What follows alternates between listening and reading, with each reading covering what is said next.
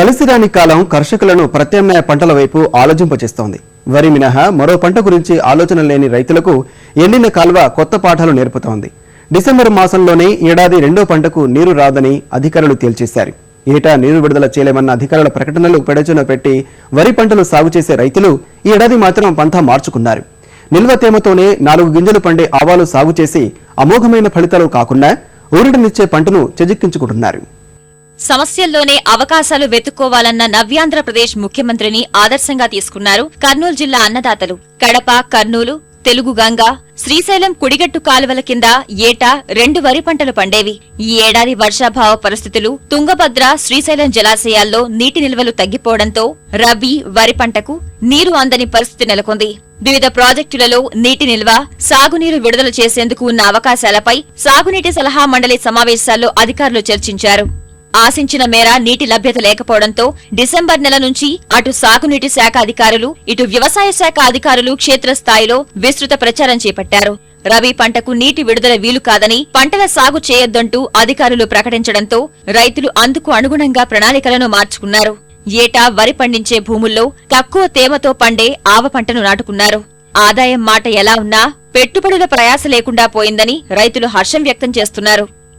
చాలా మంది రైతులకు నీళ్ళే అందలేదు సార్. కనీసం స్ప్రే చేసుకోవడానికి కూడా కాలువల కింద నీళ్ళు. అటువంటి పరిస్థితి ఎప్పుడు లేదు. ఈ కృష్ణ, ఈ కేసీ కెనాల్కు ఈ సంవత్సరమే అటువంటి పరిస్థితి దాపరించింది. తక్కువ పెట్టుబడితో ఏదో రైతు కొంచెం ఆదాయం వచ్చాదని ఆవాలు వేసుకున్నాం సార్. ఈ సంవత్సరం బాగానే ఉంది. క్లైమేట్ కూడా అనుకూలించింది దేవుని దేవన సార్. వరి మీదనే వరి ఒక వారానికి ముందు కొత్సవనంగా వరి మీదనే చల్లుతాం సార్. ఇసుకలో కలిపి ఒక తడి నీళ్ళు వేస్తే 3 క్వింటాలు వస్తుంది సార్.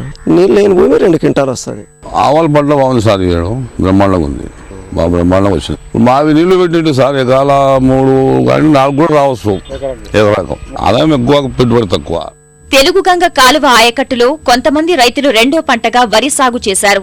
వెలుగోడు జలాశయంలో తాగునీటి కోసం నిల్వ చేసిన నీటి నుంచి లీకేజీల రూపంలో కిందకు వస్తున్న నీటిపైన ఆధారపడి బండి ఆత్మకూరు మండల పరిధిలోని కొన్ని గ్రామాల్లో వరి సాగైంది. కానీ మిగిలిన రైతులంతా ఆవాలనే సాగు చేశారు.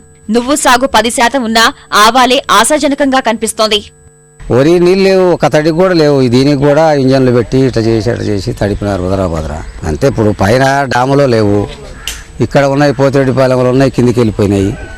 ఇది ఏం మనకు తాగునీటికనే ఉన్నాయి కూడా అక్కడనే స్టాప్ చేసిండ్రు.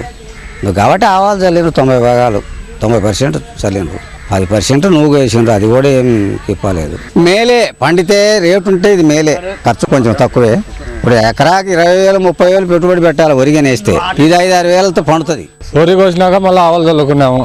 నీళ్ళు రావని మళ్ళీ మెట్టపేరు చల్లుకున్నాం. వేరే పేరు వేసుకుంటే సార్ నీళ్ళు రావు కదా. మాకు నీళ్ళు వచ్చే ఆంధ్రాలో గింజలో నాటుకున్నాం. నీళ్ళు రావని చల్లుకుంటున్నాం. వరి సాగు చేయవద్దని గ్రామాన ప్రచారం కల్పించిన ఫలితమే నేడు కాలువ ఆయకట్టులో విస్తరించిన ఆవాల పైరంటున్నారు అధికారులు. వ్యయ ప్రయాసలు తక్కువగా ఉండడంతో రైతులు ఆవాల పంటను సాగు చేస్తున్నారని, మార్కెట్ పరంగా ఎలాంటి ఇబ్బందులు లేకుండా తాము చర్యలు తీసుకుంటున్నామని వ్యవసాయ అధికారులు తెలిపారు. మనం అడ్వాన్స్ గా ఐఏబిఐ మీటింగ్ జరిగింది కదా డిసెంబర్లో. నెక్స్ట్ ప్యాడీకు క్రాప్స్, ప్యాడీ పంటకు మనకు వాటర్ రిలీజ్ కాదు అని మెసేజ్ పోయింది. డిపార్ట్మెంటు, ఇరిగేషన్ డిపార్ట్మెంటు, వ్యవసాయ శాఖ ఇద్దరం గ్రామాలకు వెళ్ళి మోటివేట్ చేశాము. మనకు 3,900 హెక్టార్లు ఆవాలు వచ్చినాయి. నేను రైతులతో మాట్లాడేటప్పుడు రైతులు ఏమంటారంటే, సార్ 3 క్వింటాలు వచ్చినా కూడా ఒక క్వింటాలు ఆవాలు 9,000 వరకు పోతుంది. నాకు 21,000 జస్ట్ బ్రాడ్కాస్టింగ్. క్రాప్ చాలా బాగుంది. నేను కూడా రీసెంట్లీ దాదాపు 9 మండలాలు సర్వే చేశాను. చాలా బాగుంది. చాలా హ్యాపీగా ఉన్నారు ఫార్మర్స్ కూడా. బోనస్ క్రాప్ అనమాట. కేసీ కెనాల్, ఎస్ఆర్బీసీ, తెలుగుగంగ ఈ ప్రాజెక్టులు, ఈ కెనాల్ పారే ఏరియాలోనే మనకు ఈ పంట బాగా. ఏటా వరి సాగు చేసి పెట్టుబడుల భారంతో కృంగిపోతున్న రైతుకు ఆరుతడి పంటగా వేసిన ఆవాలు ఊరటనిస్తోంది.